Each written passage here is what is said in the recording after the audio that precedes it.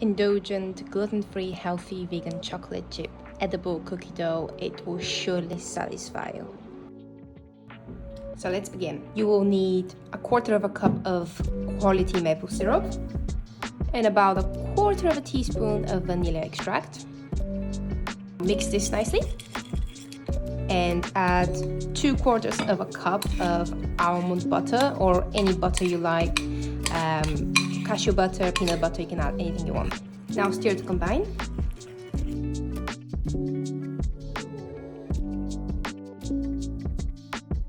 Okay, so this is half a cup of almond meal. This is basically just ground almonds. You can get this from basically every store and baking shop, whatever. You can find it very easily. Now, I have done this recipe before and for a whole different purpose. But what I did last time was I had a whole kind of hazelnuts and I put them into a blender and I just blended them until it resembled flour, like this kind of texture. So if you do want to go the extra mile, I do recommend blending whole hazelnuts into the blender, and then it will resemble kind of this flour type of consistency.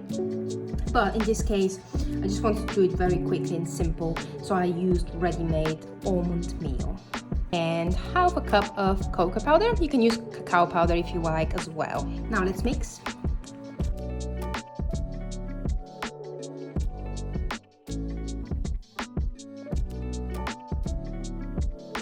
Okay, so now we have a tasty, edible cookie dough, super chocolatey and absolutely delicious. Now you have two options, whether you could just serve this as it is and eat it as a cookie dough, or you could press it into a pan and then chill it and have no-bake brownies.